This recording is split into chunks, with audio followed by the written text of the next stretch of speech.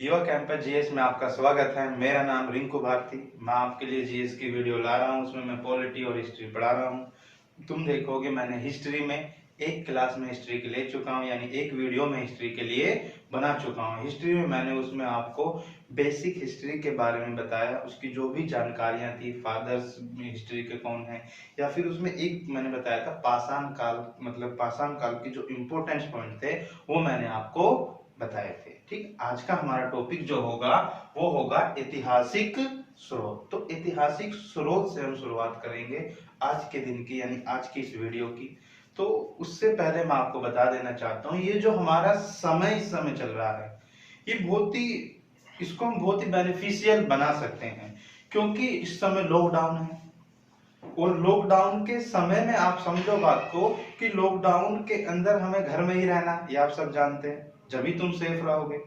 क्योंकि जो बड़ी बड़ी महाशक्तियां हैं जैसे अमेरिका और बड़े बड़े विकसित देश जो अपने आप को महाशक्ति कहते थे, आज वो कोरोना के सामने घुटने टेक चुके हैं। हालांकि भारत ने बहुत अच्छा कार्य किया है कोरोना पर, यानी कि कोरोना पीड़ितों की संख्या बहुत कम है अन्य देशों के मुकाबले। इतने बड़े देश होने के बावजूद भी भारत ने कोरोना को एक तरीके से मात दी है, लेकिन अभी पूरी लड़ाई लड़ना बाकी है।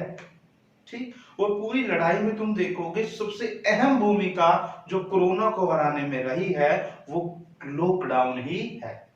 जब तक ये लॉकडाउन चल रहा है तब तक तुम सेफ हो। अगर लॉकडाउन को खोल दिया जाता है तो कोरोना की संख्या बढ़ जाएगी।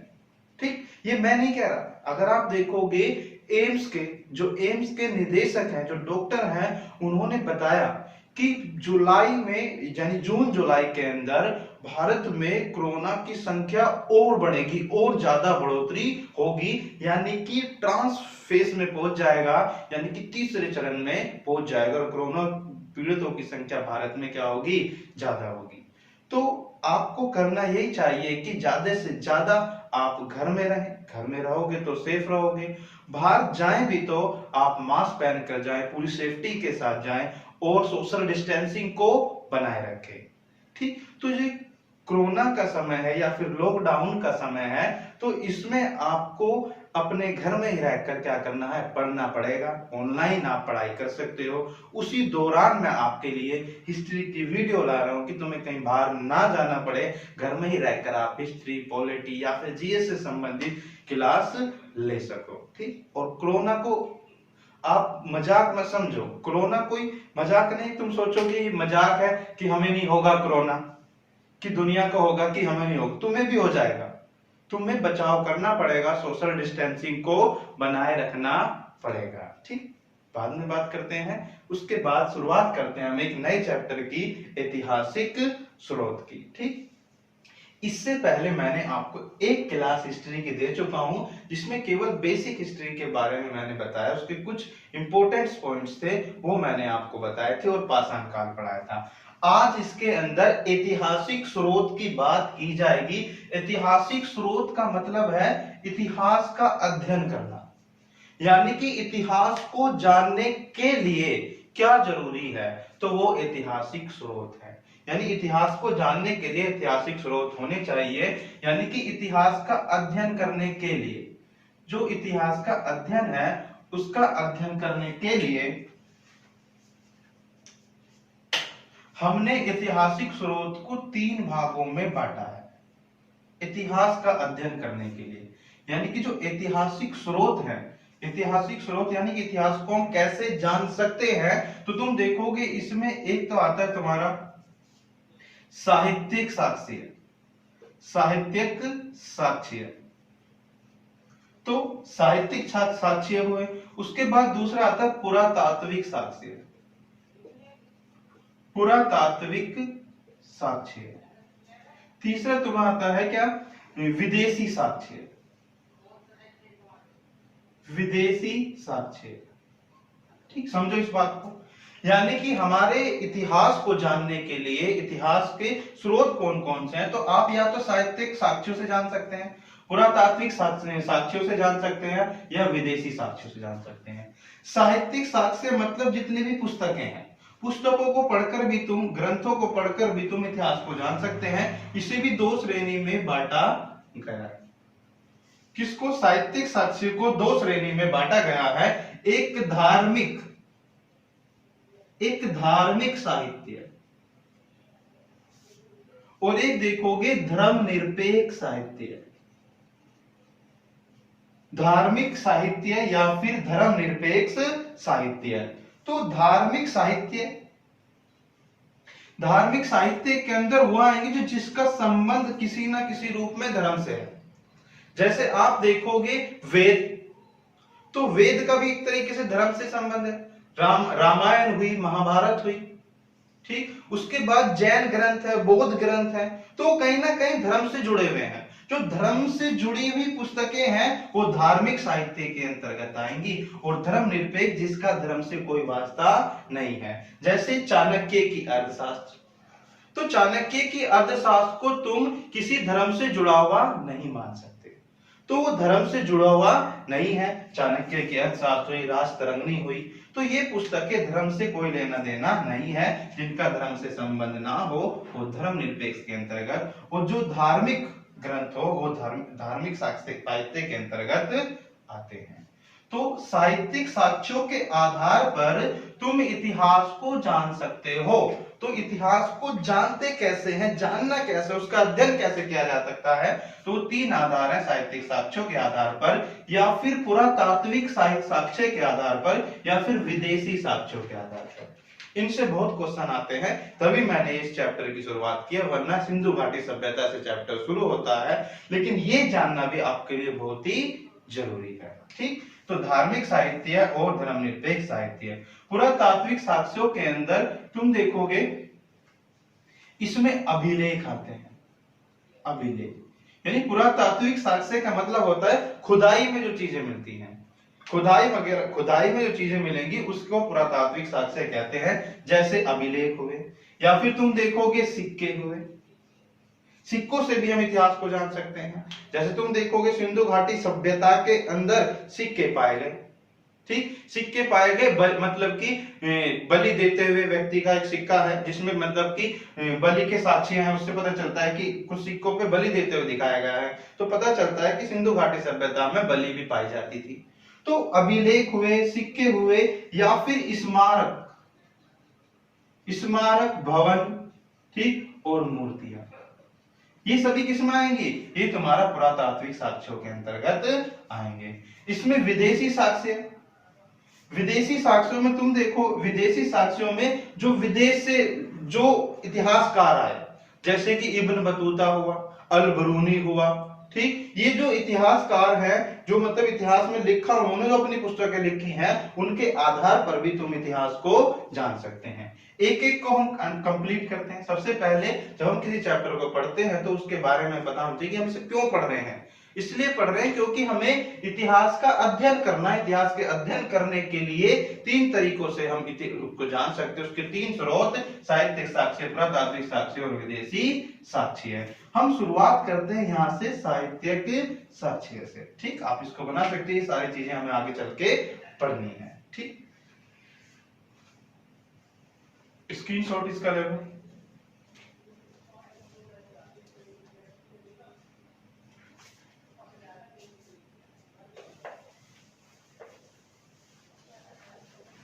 इसमें से सबसे पहले शुरुआत जो करनी है साहित्यिक साक्ष्य की करनी है। साहित्यिक साक्ष्य साहित्यिक साक्ष्य मैंने कहा धार्मिक या फिर धर्मनिरपेक्ष।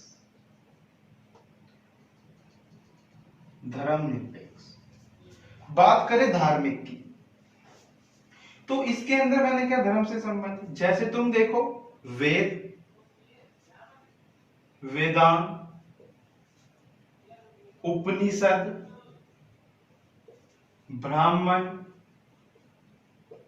आरण्यक,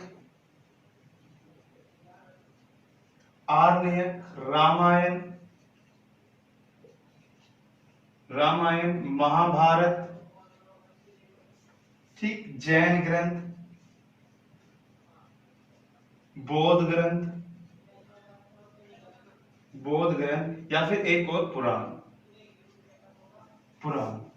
तो ये सब यानी धार्मिक के अंतर्गत वेद, वेदांग, उपनिषद, ब्राह्मण, आर्णयक, रामायण, महाभारत, जैन ग्रंथ, बौद्ध ग्रंथ, पुराण, ये चीजें धार्मिक साहित्य के अंतर्गत आएंगी। यानी कि साहित्यिक साक्ष्यों में इनका भी बहुत योगदान है। आप देखोगे वेद पढ़कर तुम जान सकते हो कि वेदों के अंदर क्या क्या होता था, वैदिक युग में क्या क्या होता था। उपनिषद से तुम जान सकते हो, वेदांगों से जान सकते हो, रामायण से तुम जान सकते हो इतिहास को, महाभारत पढ़ के भी, जैन ग्रंथों से जैनों की स्थिति को जान सकते हो, उनके समय को जान सकते हो, बौद्ध ग्रंथों से जान सकते हो, पुराण से जान सकते हो।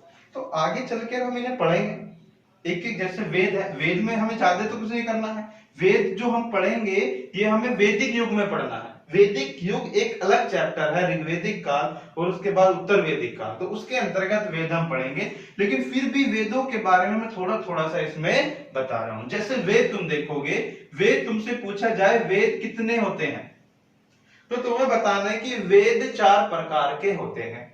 कि कौन कौन से वेद होते हैं?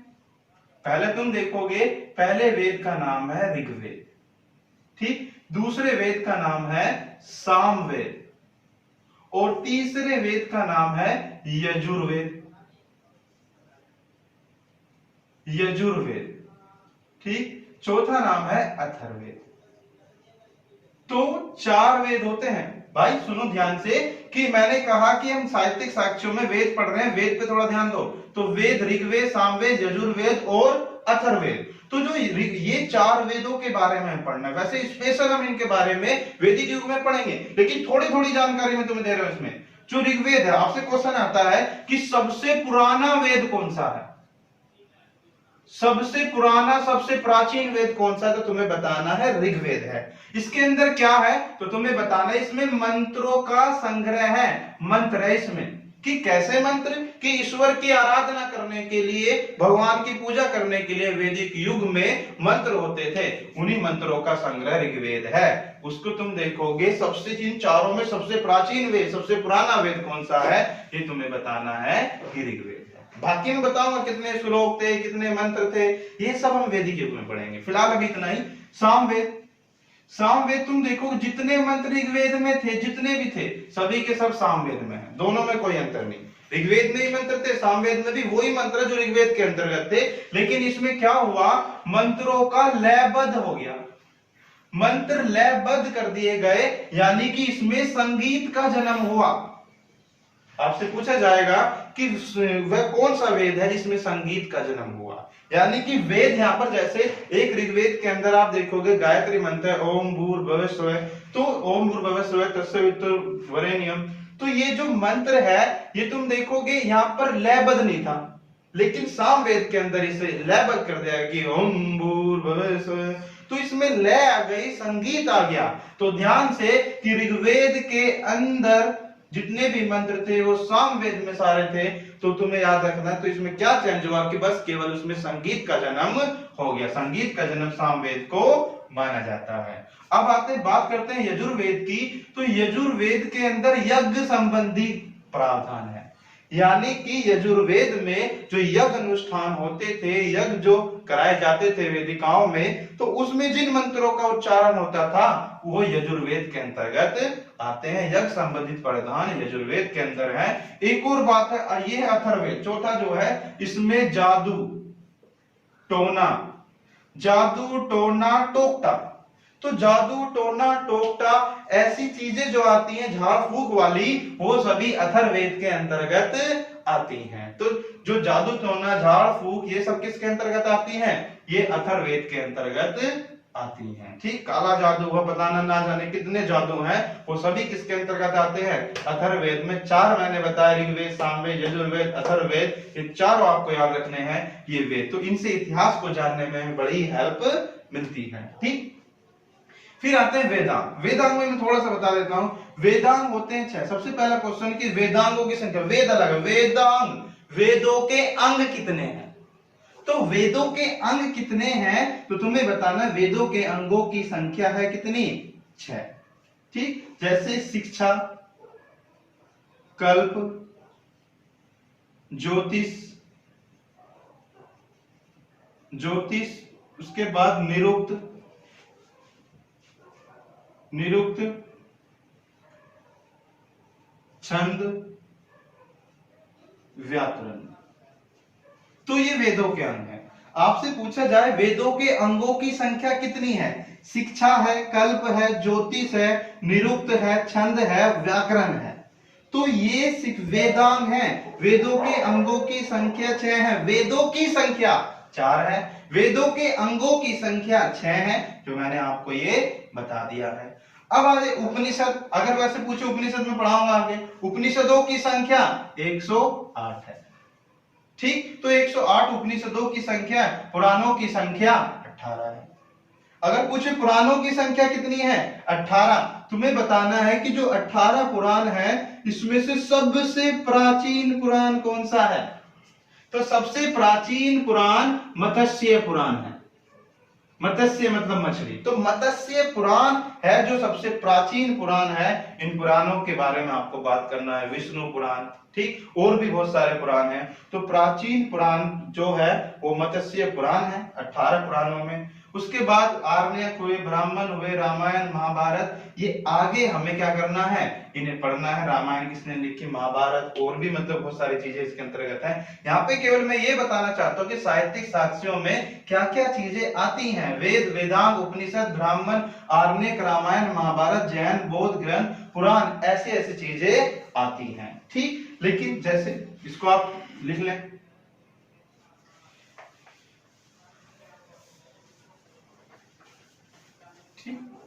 ये लॉकडाउन का समय है, इसे अच्छे से यूज करो। इससे अच्छा तो स्टूडेंट के लिए कोई समय हो ही नहीं सकता कि आराम से रह के वो घर पे पढ़ सके।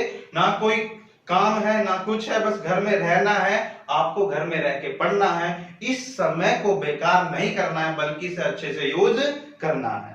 ठीक, आप अच्छे से यूज कर पाओ समय को, इसलिए आपके लिए ये हिस्ट्री की क्लास है। ठीक, जैसे जैन ग्रंथ, जैन ग्रंथ, जैसे बौद्ध ग्रंथ देखोगे, बौद्ध ग्रंथ में आपने सुना होगा एक है त्रिपिटक।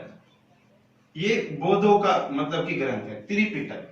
त्रिपिटक में 3 चीज आते हैं, तभी त्रिपिटक हुआ। त्रि मतलब 3। जैसे सुत्त पिटक, अभिधम पिटक और विनय पिटक। विनय पिटक, तो सुत्त पिटक, अभिधम पिटक और विनय पिटक, इन तीनों को मिलाकर बना त्रिपिटक। ये बौद्धों का क्या है? एक ग्रंथ है। इसमें क्या क्या चीजें, जब बौद्ध पढ़ेंगे तब बताऊंगा, लेकिन आपको जानना है कि हमें बौद्ध ग्रंथों में मतलब क्या क्या चीज है। त्रिपिटक हुआ, आपसे पूछेगा त्रिपिटक कौन सा ग्रंथ है? बौद्ध ग्रंथ है, जैन ग्रंथ है, तो आपको बताना है कि ये एक बौद्ध ग्रंथ है। उसके बाद जैसे तुम देखोगे एक है मिलित पन्नु। मिलित पन्नु, मिलित पन्नु भी बौद्ध ग्रंथ है। उसके बाद तुम देखोगे दीपवंश। दीपवंश या फिर इसे कहते हैं क्या, महावंश, ये भी बौद्ध ग्रंथ है। एक है जातक कथाएं। जातक कथाएं भी किससे संबंधित हैं? ये भी महात्मा गौतम बुद्ध से संबंधित है, यानी बौद्ध धर्म से संबंधित है। त्रिपिटक, मिलित पन्नु, दीपवंश, महावंश या फिर जातक कथाएं, ये सभी के सभी बौद्ध ग्रंथ कहलाते हैं, बौद्ध ग्रंथों में शामिल होते हैं। आपसे क्वेश्चन हो सकता है, दे देगा कि दीपवंश बताइए किस धर्म से संबंधित है, किस दर्शन से संबंधित है, तो आपको बताने कि दीपवंश, महावंश हो, ये सभी बौद्ध धर्म से संबंधित हैं। जैन ग्रंथ में, अगर मैं जैन ग्रंथ में बात करूं, तो जैन ग्रंथ में तुम देखोगे जैसे एक है भद्रबाहु चरित्र, ये भी एक ग्रंथ है, भद्रबाहु चरित्र। ठीक, उसके बाद तुम देखोगे भगवती सूत्र। भगवती सूत्र ये भी एक जैन ग्रंथ है, भद्रबाहु चरित्र, भगवती सूत्र। उसके बाद तुम देखोगे कल्प सूत्र। कल्प सूत्र, देखो सूत्र, कल्प सूत्र, भगवती सूत्र, कल्प सूत्र, या फिर एक और है, भगवती हुआ, कल्प हुआ, एक है आचरांग सूत्र। आचरांग सूत्र, जो आचरांग सूत्र है, मैंने कहा भद्रबाहु चरित्र, भगवती सूत्र, कल्प सूत्र, आचरांग सूत्र, ये सभी जैन ग्रंथ हैं, जैनों से संबंधित हैं, ये जैन साहित्य हैं। भगवती सूत्र, आचरांग सूत्र, कल्प सूत्र, भद्रबाहु चरित्र, ये जैन ग्रंथों में, जैन साहित्यों में शामिल होता है। और ध्यान से, जैन साहित्यों को क्या कहते हैं? जैन साहित्यों किस नाम से जाना जाता है? तो तुम्हें बताना है कि जैन साहित्यों को आगम कहते हैं। और आगम जैन साहित्यों में जैन साहित्यों की संख्या, आगमों की संख्या कितनी है? 12 है। तो जैन ग्रंथ साहित्य आगम कहते हैं जिनकी संख्या 12 है, चाहे बौद्ध ग्रंथ के हो, त्रिपिटक, मृत्युंजय, दीपवंश, महावंश, या जातक कथाएं, या फिर जैन ग्रंथ भद्रबाहुचर्य, भगवती सूत्र, कल्प सूत्र, या फिर आचरांग सूत्र। तो ध्यान से सुनो, मैंने कहा साहित्यिक साक्ष्यों के अंतर्गत ये चीजें आती हैं, आपको ये बड़े ध्यान से याद रखना है इन चीजों को। ठीक, आगे हम चलते, जो भी इसमें बचा हुआ है, रामायण है, ब्राह्मण है, ये आगे चैप्टर में आ जाएगी, इसमें आप चिंता ना करें, एक एक चीज आपके समझ में आएगी, लेकिन धैर्य बनाए रखें। ठीक, उसके बाद हम बात करते हैं किसकी? धर्मनिरपेक्ष की। ठीक, इसको मैं रफ कर देता हूं।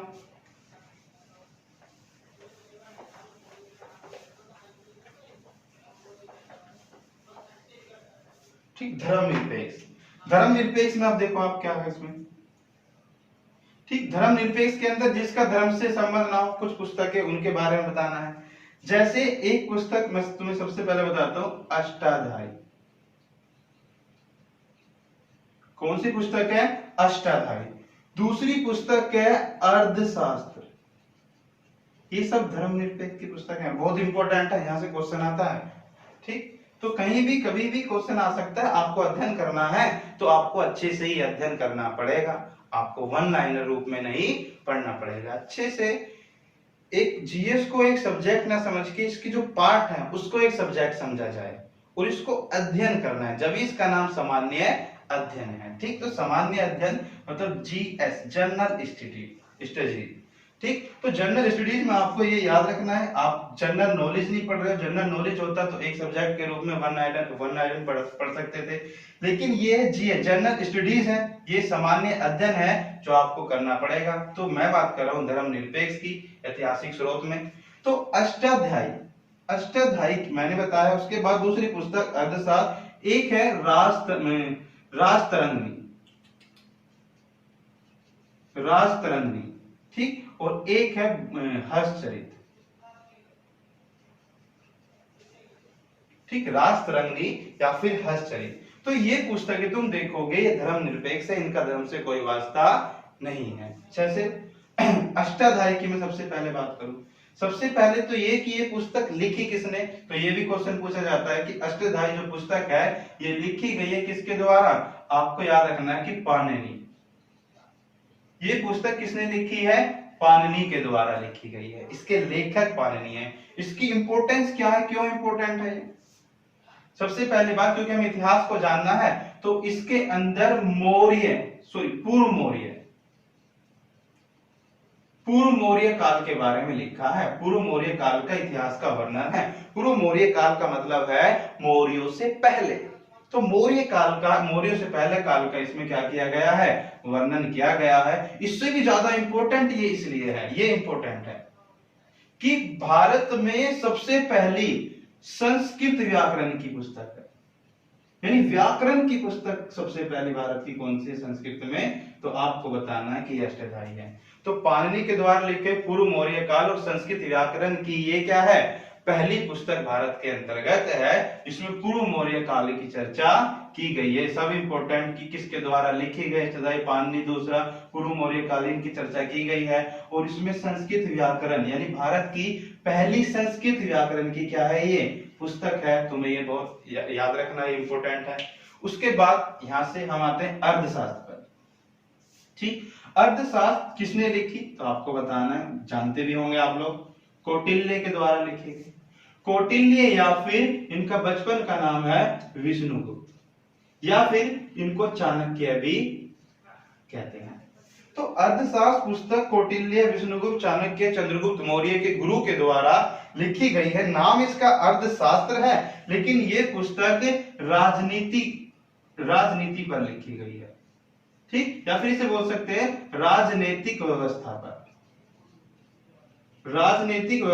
पर लिखी गई है। और राजनीतिक व्यवस्था भी तुम देखोगे ये मौर्य काल की राज व्यवस्था है। अष्टाध्यायी में पूर्व मौर्य था, अब ये मौर्य काल आ गया।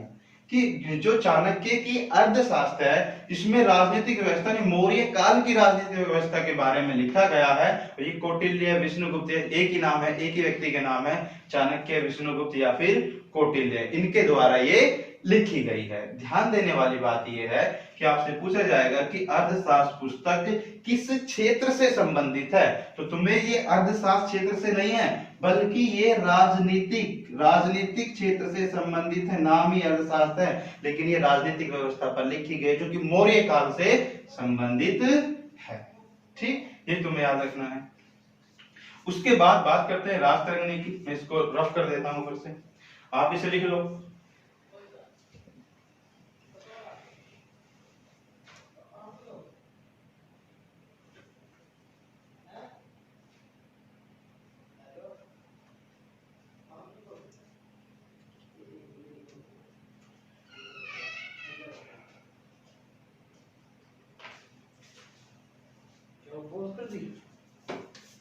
तो ये अर्थशास्त्र अष्टाध्यायी कौटिल्य, विष्णुगुप्त, चाणक्य, राजनीतिक व्यवस्था पर लिखी गई अर्थशास्त्र है। बात करता हूं राजतरंगिणी की।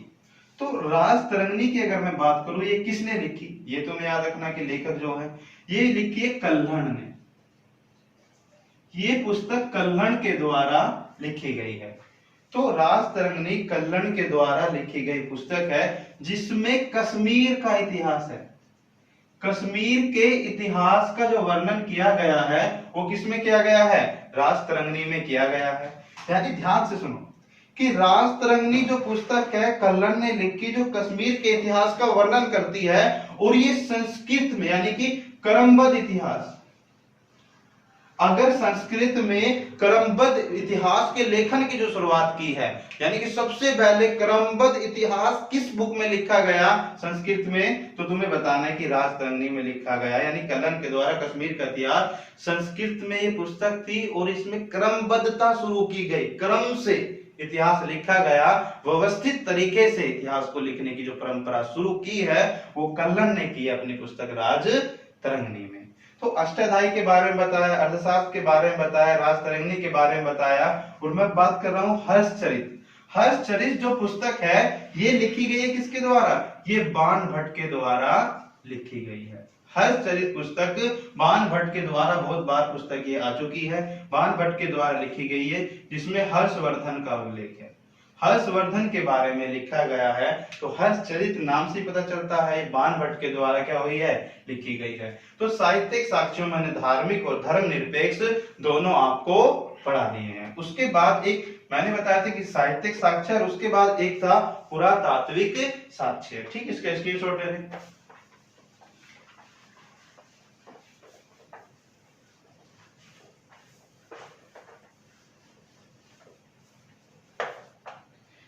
ठीक, पुरातात्विक साक्ष्य ये दूसरे नंबर का है,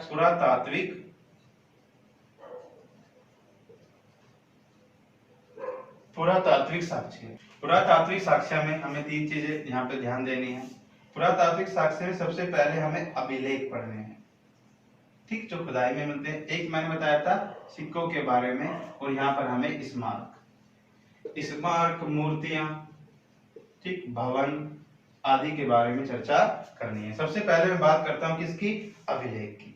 तो अभिलेख तुम देखो, मैंने कहा कि ऐतिहासिक स्रोत, पुरातात्विक साक्ष्य यानी खुदाई के आधार पर अगर हमें अध्ययन करना है इतिहास का, तो इन चीजों को अभिलेख, सिक्के और स्मारक, मूर्ति, भवन के बारे में जानना पड़ेगा। तो अभिलेख अगर देखोगे, अभिलेख में जैसे एक अभिलेख है बेगाज कोई अभिलेख, बेगाज कोई अभिलेख, जैसे एक और अभिलेख है जिसका नाम है मास्की व गुर्जरा अभिलेख, मास्की व गुर्जरा अभिलेख। उसके बाद तुम देखोगे एक और अभिलेख है जिसका नाम है एरन अभिलेख, ठीक, एक है हाथी गुम्फा लेख, हाथी गुम्फा लेख, या फिर अभिलेखों के अंतर्गत ही आता है हाथी गुम्फा लेख, या फिर तुम देखोगे जूनागढ़ का अभिलेख, जूनागढ़ का अभिलेख, या फिर एक है महरौली स्तंभ, मेहरौली स्तंभ, इनके बारे में हम चर्चा करेंगे आज। जैसे अभिलेख, पुरातात्विक इतिहास को जानने के लिए अभिलेख की भी बहुत महत्वपूर्ण भूमिका है। तो बेगाज कोई अभिलेख, मैंने कहा कि ये अभिलेख कैसे इतिहास पे जान सकता है, क्योंकि तुम देखो ये 1400 बीसी का अभिलेख है, बीसी बिफोर क्राइस्ट, तो 1400 बीसी का अभिलेख है और ये अभिलेख जानकारी देता है किसकी, कि जो आर्य हैं, आप देखोगे वैदिक जो युग है वो आर्यों से संबंधित है, और जो आर्य हैं वो भारतीय नहीं तो बल्कि बाहर से आए थे। तो ये कहता है कि आर्य बाहर से आए थे, यानी कि आर्य भारतीय नहीं थे, ये बल्कि बाहर से आए थे। इसकी जानकारी कौन देता है, बेगाज कोई अभिलेख देता है। आर्य कहां से आए थे, तो ये बताना है कि मध्य एशिया से आए थे। क्वेश्चन बनता है कि आर्य लोग भारत में कहां से आए थे, तो तुम्हें बताना है कि मध्य एशिया से आए थे। तो इसकी जानकारी कहां मिलती है, बेगाज कोई अभिलेख में मिलती है। ठीक, उसके बाद एक और मैं नेक्स्ट चलता हूं, नेक्स्ट अभिलेख की बात करता हूं। नेक्स्ट मास्की व गुर्जरा अभिलेख। सबसे पहले ये किसने लिखा, तो तुम्हें बताना है कि मास्का व गुर्जरी अभिलेख अशोक के द्वारा लिखा गया अभिलेख है, और अभिलेखों का जनक भारत में अशोक को ही कहा जाता है। भारत में अभिलेखों की शुरुआत करने वाला अशोक ही है, और अशोक ने मास्की व गुर्जरा अभिलेख में अशोक के नामों का उल्लेख है। अशोक के नाम, अशोक ने मतलब कि इन अभिलेखों में अपना नाम लिखा है कि मैं देवनाम प्रिय, या मैं देवनाम प्रियदर्शी हूं, या देवनाम प्रियदर्शी हूं। तो किसमें कहा गया है कि मास्की व गुर्जरा, यानी कह सकते हो इसमें अशोक के नामों का उल्लेख किया गया है। क्वेश्चन पूछा जाता है कि अशोक के नामों का उल्लेख कौन से अभिलेख में है, तो तुम्हें बताना है कि उसमें मास्की व गुर्जरा अभिलेख में अशोक के अभिलेखों का वर्णन किया गया है। तो बेगाज कोई अभिलेख से पता चलता है कि आर्य लोग मध्य एशिया से आए थे, जो कि 1400 बीसी की बात है। ठीक, उसके बाद अशोक, मास्की व गुर्जरा अभिलेख में जो अशोक ने लिखा, इसमें इसके नामों का उल्लेख है, देवनाम प्रियदर्शी ऐसा कहा गया। बाकी हम अशोक के जब अशोक स्पेशल पढ़ेंगे तो उसमें अभिलेखों की बात करेंगे। बहुत सारे तुम देखोगे खरोष्ठी लिपि में, अरामाइक लिपि में, या फिर ब्राह्मी लिपि में इनके अभिलेख लिखे गए हैं। तो एक एक चीज के बारे में इसमें चर्चा करेंगे अशोक के अभिलेखों में।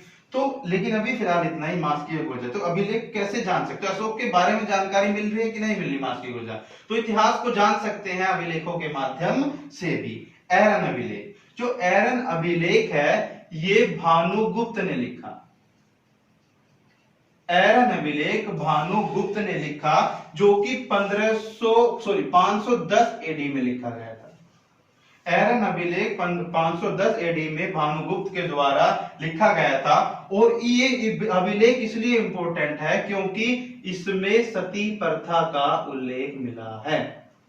भारत में वो मतलब सती प्रथा का उल्लेख कहां पर मिला पहली बार, तो तुम्हें बताना है कि सती प्रथा का उल्लेख भानुगुप्त के अभिलेख एरन अभिलेख में मिला है। सती प्रथा, जिसका पति मर जाए, जिसका पति का देहांत हो जाए, तो ऐसी स्थिति में उसको भी सती कर दिया जाता था। तो सती प्रथा का उल्लेख भारत में पहले किस अभिलेख में मिला, तो भानुगुप्त के एरन अभिलेख में मिला है। इससे हमें इतिहास को जानने में मदद मिल रही है। देखो हाथी गुम्फा लेख, हाथी गुम्फा लेख तुम देखोगे, हाथी गुम्फा लेख ये किसने लिखा, तो कलिंग शासक थे। कलिंग जो कि उड़ीसा में पड़ता है। कलिंग के शासक का नाम है खारवेल, जो वहां के राजा थे उनका नाम है खारवेल, और खारवेल के द्वारा ही ये लिखा गया है, हाथी गुम्फा लेख बनवाया गया है। तो उदयगिरी की पहाड़ियों में हाथी गुम्फा लेख है, जो कि कलिंग के शासक खारवेल ने बनवाया था, और ये जैन धर्म को मानने वाला था। तो बहुत सारी जिससे हाथी गुम्फा लेख से पता चलता है कलिंग के शासक खारवेल थे, ये चेदी वंश से था। बहुत सारे यहाँ आगे वंश पढ़ेंगे हम इसके बारे में, लेकिन अभी इतना कि हाथी गुम्फा लेख खारवेल के द्वारा बनाया गया, जो कलिंग का राजा जैन को मानने वाला था। तो ये सब हमें किससे पता चलता है, हाथी गुम्फा लेख से पता चलता है। फिर बात करते हैं जूनागढ़ अभिलेख के बारे में। तो जूनागढ़ अभिलेख किसने लिखा, तो तुम बताना कि रुद्रदामन ने लिखा। जूनागढ़ अभिलेख जो लिखने का श्रेय जाता है रुद्रदामन ने लिखा है। इसमें इंपॉर्टेंट ये है कि ये जो अभिलेख है जूनागढ़ अभिलेख, ये संस्कृत का पहला अभिलेख है। संस्कृत में लिखा पहला अभिलेख कौन सा है, तो संस्कृत में लिखा पहला अभिलेख ये जूनागढ़ अभिलेख है, जो कि रुद्रदामन के द्वारा लिखा गया था। और इंपॉर्टेंट इसमें यह है कि जो ये अभिलेख है कि इसके अंदर सुदर्शन झील, सुदर्शन झील जो है आप देखोगे सौराष्ट्र प्रांत यानी कि तुम कह सकते हो गुजरात के अंदर सुदर्शन झील के निर्माण व मरम्मत, सुदर्शन झील के निर्माण व मरम्मत की बात की गई है। तो सुदर्शन झील के निर्माण व मरम्मत का उल्लेख कहां मिलता है? तो जूनागढ़ अभिलेख जो कि यानी रुद्रदामन के जूनागढ़ अभिलेख से मिलता है, जो कि भारत में संस्कृत में लिखा गया पहला अभिलेख है। ठीक, तो ध्यान रखना। तो जूनागढ़ अभिलेख, उसके बाद मेहरौली स्तंभ। मेहरौली स्तंभ तुम सब जानते हैं ये किसने लिखा है? मेहरौली स्तंभ ये चंद्रगुप्त द्वितीय, चंद्रगुप्त द्वितीय या फिर विक्रमादित्य के द्वारा लिखा गया, जिसमें चंद्र नामक शासक का उल्लेख मिलता है। ये मेहरौली स्तंभ दिल्ली के अंदर है। दिल्ली आप देखोगे दिल्ली में है ये, जो कुतुब मीनार में, ठीक, कुतुब मीनार के पास मेहरौली स्तंभ है, जो कि चंद्रगुप्त द्वितीय के द्वारा चंद्र नामक शासक ने बनवाया था। इसमें चंद्र नामक शासक का क्या मिलता है? उल्लेख मिलता है। तो अभिलेखों के माध्यम से हम इतिहास को आसानी से जान रहे हैं। मैंने तुम्हें बताया हमारा चैप्टर का नाम ऐतिहासिक स्रोत था, जिसमें से मैंने पहले साहित्यिक स्रोतों के बारे में बताया, जिसमें धार्मिक और धर्मनिरपेक्ष की बात की गई थी। धार्मिक में वेद, वेदांग, उपनिषद, ब्राह्मण, आरण्यक औरों की बात की गई थी। और उसके बाद मैंने आपको बताया कि धर्मनिरपेक्ष, जिसमें राजतरंगिणी, अर्थशास्त्र या फिर अष्टाध्यायी या फिर मैंने बाण भट्ट के बारे में यानी हस्तचरित के बारे में बताया था, तो वो सब धर्मनिरपेक्ष के अंतर्गत आते थे। उसके बाद में आगे चला पुरातात्विक साक्ष्यों पर। पुरातात्विक साक्ष्यों में अभिलेखों की चर्चा की। उसके बाद हम देखें सिक्कों की और इनकी चर्चा करेंगे। और अभिलेख में मैंने आपको 6 अभिलेखों की बेसिक चीजें बताई हैं। अभिलेख हम अशोक जब पढ़ेंगे तो अन्य अभिलेखों के बारे में अशोक के अच्छे से वहां पर अध्ययन करेंगे। तो बेगाज कई, मासी गुजरा, एरन अभिलेख, हाथी गुम्फा लेख, जूनागढ़ अभिलेख या फिर मेहरौली स्तंभ लेख, इनके बारे में मैंने आपको अच्छे से बता दिया। ठीक, तो आज के लिए इतना ही करते हैं। आगे आने वाली वीडियो में हम सिक्के, स्मारक, मूर्तियां, भवन या फिर विदेशी वृत्तांत जो है, विदेशी साक्ष्य हैं, उनके बारे में भी पढ़ेंगे। ठीक, हमारी अगर तुम्हें ये वीडियो अच्छी लगेगी अच्छी तो लाइक करें, शेयर करें। अगर आपकी कोई भी इसमें कोई भी मतलब आपको समझ में नहीं आती तो आप कमेंट्स करके पूछ सकते हैं। आप पूछ सकते हैं कि ये क्या है जो आपके समझ में नहीं आया है। ठीक, तो लाइक करें, शेयर करें, और जिसने हमारा चैनल सब्सक्राइब नहीं किया है तो वो हमारे चैनल को सब्सक्राइब भी करे। ठीक, आपके लिए बड़ा ही बेनिफिशियल होगा। जीएस में आपको एक मजबूत करने की रणनीति हमारी टीम की है कि आपको अच्छे तरीके से क्या किया जाए, मजबूत किया जाए। ठीक, thank you so much for join with me.